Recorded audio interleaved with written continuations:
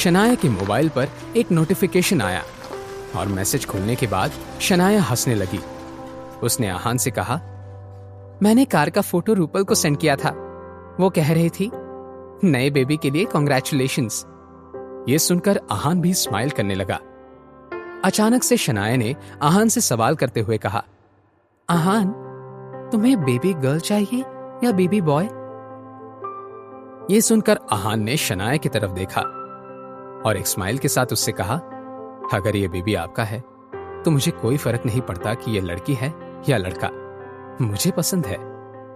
शनाया ने कुछ सोचा और मन ही मन में बोली, क्या आहान जानता है कि वो कितने अच्छे से फ्लर्ट कर लेता है? ओह गॉड। शनाया ने अपना मन पक्का कर लिया। उसने फिर कार ड्राइव कर रहे आहान से सवाल करते हुए कहा, तो फिर क्यों ना हम दोनों। मगर इससे पहले कि शनाया अपनी बात पूरी कर पाती, एक जोर की आवाज आई। आहान ने तुरंत कार का ब्रेक लगा दिया। एकदम से कार को रोकने की वजह से जोर की आवाज गूंजी। शनाया ने आंखें खोली तो देखा कि एक मिडिल एज्ड औरत सड़क पर गिरी हुई थी।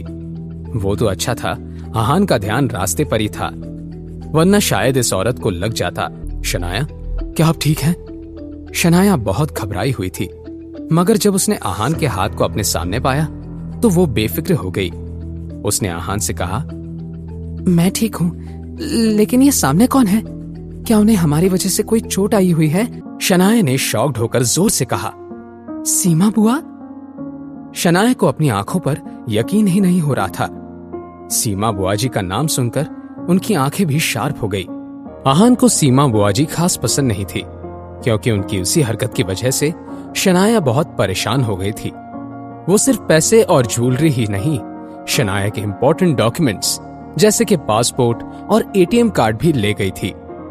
सीमा बुआ जी ने देखा कि ड्राइवर सीट पर आहान बैठा था। ये देखकर वो गुस्सा हो गई।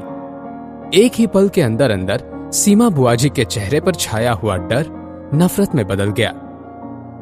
वो गुस्से से चलते हुए आहान की साइड की विंडो की तरफ आई और उन्होंने आहान की खिड़की पर जोर जोर से हाथ मारना शुरू किया। आहान ने उनकी तरफ एक गुस्सैल नजर से देखा और खिड़की का शीशा नीचे कर दिया। विंडो का कांच नीचे होते ही सीमा बुआ जी आहान पर बरस पड़ी। बेशरम, एक घर जमाए होने के बाद भी तुम्हारी इतनी हिम्मत कैसे हुई?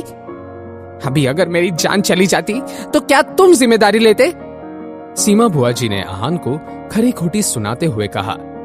आहान को वैसे भी इस ड्रामे से कोई फर्क नहीं पड़ रहा था, मगर शनाया ने आहान की तरफदारी करते हुए कहा, सीमा बुआ जी, आप पहले हमारे कार के सामने आकर रुकी थी, और हाँ, वो भी जानबूझकर। अब अपनी भतीजी की ऐसी बातें सुनने के बाद सीमा बुआ जी के तेवर ही बदल गए। वो गुस्से से शनाया को घूरने लगी और सीमा बुआ जी ने शनाया से कहा, ना समझ लड़की, तुम ये कैसी बातें कर रही हो? क्या मतलब है कि मैं जानबूझकर बीच में आई थी? मैं तो रास्ते से साइड से आराम से चल रही थी। ये बात तो साफ है कि तुम्हारे इस पति ने मेरी जान लेने की कोशिश की है। सीमा बुआ जी ने अपनी ये बात बहुत ही कॉन्फिडेंस के साथ कही थी। अपने दोनों हाथों को कमर पर रखकर वो ऐसे लग रही थी मानो आज वो झगड़ा करने की तैयारी से आई थी। आहान ये सारा नाटक देखने के मूड में नहीं था और सीमा बुआ जी की बात सुनने के बाद वो और भी ज्यादा इरिटेट हो गया। उसने धीमे आवाज में बड़बड़ाते हुए कहा, आपके साथ तो ऐसा ही होना चाहिए। आहान ने तो बस खुद से ही कहा था, लेकिन फिर भी सीमा बुआ जी ने ये बात सुन ली और चिढ़कर आहान से कहा, तुमने क्या कहा? तुम तो कुछ ज्यादा से सर पर चढ़ गए हो। मैं बता रही हूँ कि अगर तुमने मेरे साथ बदतमीजी करने की कोशिश की तो अच्छा नहीं होगा। जब शनाया ने आहान के अगेंस्ट ऐसी बात सुनी तो वो गुस्सा हो गई। शनाया अपनी सीमा बुआ जी से कुछ कहने ही वाली थी, लेकिन आहान ने उसका हाथ पकड़कर उसे शांत करने का इशारा कर दिया। तभी आहान, शनाया और कार के बाहर खड़ी सीमा बुआ जी ने एक आवाज सुनी, माँ, क्या आप ठीक हैं? कहीं किसी ने आपको तंग तो नहीं किया? रतन, मेरे बच्चे, अच्छा हुआ कि तुम आ गए। रतन को देखने के बाद आहान और शनाया ने एक दूसरे की तरफ देखा। उनके चेहरे पर डिसअपॉइंटमेंट ने जगह ले ली। रतन सीमा बुआ जी का बेटा था। इस लड़के की उम्र 30 पार कर चुकी थी, मगर फिर भी न ये कुछ कमाता था और ना ही इसके पास कोई जॉब था।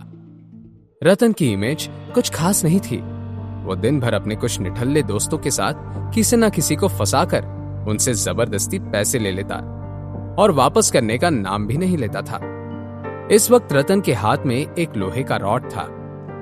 अपने दूसरे हाथ पर उस रॉड को मारते हुए रतन ने आहान को घूर कर देखा और अपनी मां से सवाल करते हुए कहा, क्या ये शेखर मामा जी और यामिनी मामी का घर जमाई है? हाँ रतन, पता है तुम्हारे आने से पहले इस आहान के बच्चे ने तो कह रहा था कि मैंने ये सब जानबूझकर किया था। वो तो अच्छा हुआ कि तुम आ गए, वरना मुझे डर है कि ये लड़का तो आज मेरी जान ही ले लेता। तुम्हारे किस हाथ ने मेरे मां को चोट पहुंचाने की कोशिश की है? आहान को रतन के इस खतरनाक अंदाज से कोई फर्क नहीं पड़ता था, लेकिन शनाया ने रतन को जवाब देते हुए कहा, रतन, आहान ने सीमा बुआ जी को कोई चोट नहीं पहुंचाई है और इसमें हमारी नहीं, सीमा बुआ जी की गलती है। इस पॉइंट पर शनाया को भी थोड़ा गुस्सा आ गया था, लेकिन रतन को शनाया के गुस्से से क्या डर लग सकता था। उसने शनाया का मुंह बंद करते हुए कहा, तुम अपना मुंह बंद करो, तुमने किसे धोखेबाज कहा?